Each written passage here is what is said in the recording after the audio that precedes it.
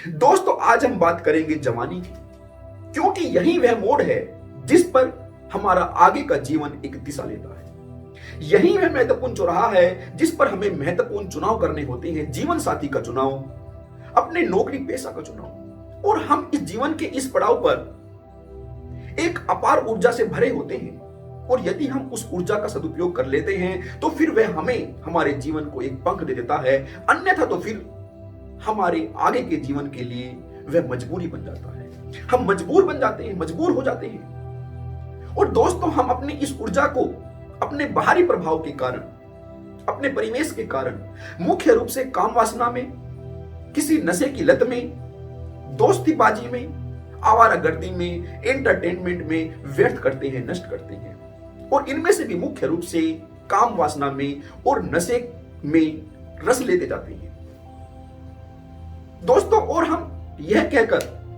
काम वासना से छुटकारा पा लेते हैं कि यह तो प्रकृति की देन है, और हमारा शरीर चूंकि प्रकृति से बंधा हुआ है तो फिर हमें प्रकृति के निर्देशों को तो पालन करना ही होगा। लेकिन दोस्तों ऐसा बिल्कुल नहीं है, बल्कि यह तो प्रकृति की मेहर है, उसकी मेहरबानी है कि हम कामवासना के द्वारा उस अपार ऊर्जा को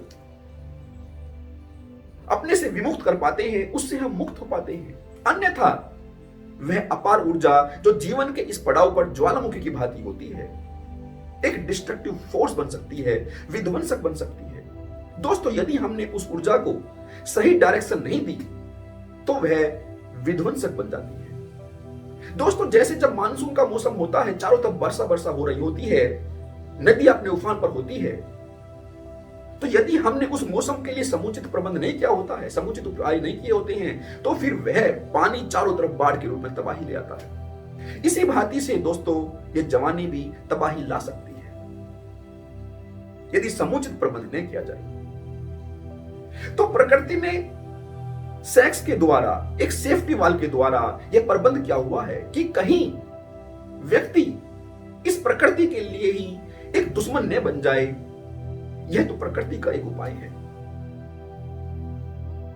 और जब व्यक्ति के अंदर यह डिस्ट्रक्टिव फोर्स, यह जो मूल रूप से जवानी का फोर्स होता है, जब डिस्ट्रक्टिव फोर्स की तरफ बढ़ता है तो फिर यह केवल बलात्कार तक ही सीमित नहीं रहता, व्यक्ति आतंक की राह पर भी निकल जाता है, जिससे समाज को काफी नुकसान होता है। तो इससे अच्छा तो यह होता है कि व्यक्ति समाज के लिए नुकसानदायक बन जाए कि वह स्वयं को ही नुकसान पहुंचा ले। दोस्तों आपने एक कहावत सुनी होगी कि जब परिवार का कोई लड़का या लड़की, मतलब परिवार का कोई बच्चा हाथ से निकल रहा होता है तो कहते हैं कि इसको किसी खूंटे से बांध दो, इसका ब्याह कर दो। वास्तव में यह भी उस ऊर्जा को बांधने का एक उपाय होता है। दोस्तों मेरा यहां ऐसा कहने का मतलब नहीं है कि मैं विवाह के खिलाफ हूं, इसको आप ऐसा नहीं समझे। लेकिन उम्र के उस पड़ाव की जो ऊर्जा होती है उसका ज्यादा बेटर सदुपयोग हो सकता है, मैं इस बारे में बात कर रहा हूं। दोस्तों अवश्य ही अरेंजमेंट जो मैरिज है एक बहुत ही सोचा समझा समझदार लोगों की एक चुनाव था, क्योंकि वे देख पाते हैं, जो समझदार लोग होते हैं वे आगे तक ही देख पाते हैं। उन्हें समझ है कि जब बच्चा उम्र के इस पड़ाव पर आएगा तो पहली बात तो यह है कि उसकी जो समझ होगी पूरे जीवन की समझ नहीं होगी, केवल 15-20 वर्ष की समझ होगी। तो वह कोई सही डिसीजन ले पाए इसकी जो संभावना है वह कम ही होगी। और दूसरी बात, उसकी जो भी समझ है 15-20 वर्ष की, वह उसका भी सदुपयोग कर पाए, उसका भी उपयोग कर पाए, इसकी भी संभावना कम है, क्योंकि तब एक काम वासना का पर्दा व्यक्ति पर, उस बच्चे पर पड़ जाता है। तो दोस्तों मैं अरेंज मैरिज के खिलाफ नहीं हूं और न ही लव मैरिज के खिलाफ हूं, लेकिन जैसा कि आप जानते हैं कि हमारी चेतना का स्तर, हमारी समझ का स्तर हमारी उम्र के साथ साथ बढ़ता जाता है। तो यदि हम किसी रिलेशनशिप में 20 वर्ष की उम्र में बंध गए हैं तो उसकी क्वालिटी अवश्य ही उस रिलेशनशिप की क्वालिटी से कम होगी यदि हम 30 वर्ष की उम्र में किसी रिलेशनशिप से बंधेंगे। दोस्तों हम जीवन के जिस भी पड़ाव पर होते हैं हमारी चेतना की, हमारी समझ की जो क्वालिटी होती है, हम उसी भांति से दूसरे का चुनाव कर पाते हैं। ऐसा नहीं है कि हमारी समझ कम है और हम अपने से बेटर समझ के इंसान को फंसा लेंगे, ऐसा बिल्कुल नहीं होता। लेकिन हम ऐसा मानते हैं कि हमने दूसरे समझदार इंसान को खोज लिया है, जबकि हकीकत यह होती है कि दूसरा इंसान भी किसी को खोज रहा होता है।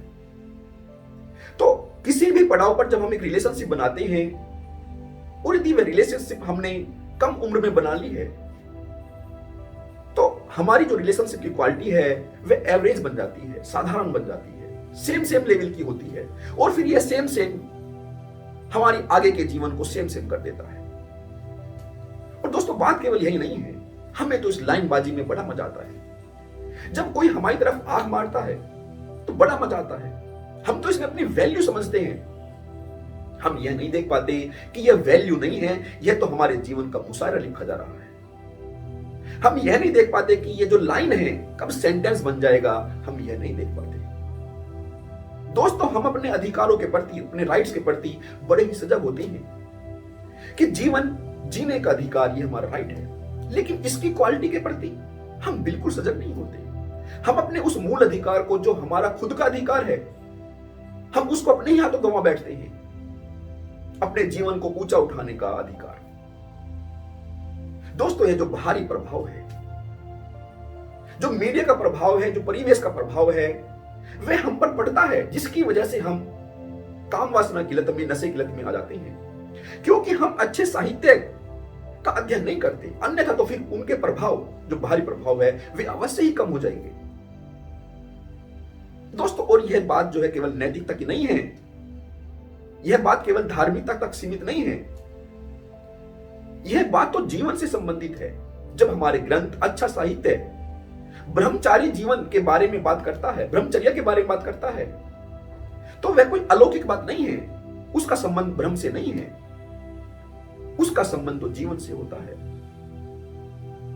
उसका संबंध इस बात से होता है कि यदि व्यक्ति उस व्रत को अपने जीवन के इस पड़ाव में अपना ले, तो उसका जीवन अवश्य ही अलौकिक बन सकता है। अन्यथा फिर इसका संबंध किसी अध्यात्म से, किसी स्वर्ग या किसी नरक से नहीं होता। बस संबंध होता तो इतना कि यदि व्यक्ति अपनी इस ऊर्जा का सदुपयोग कर ले, तो उसका जीवन अवश्य ही स्वर्ग बन सकता है, अन्यथा तो फिर नरक बना ही बनाया है।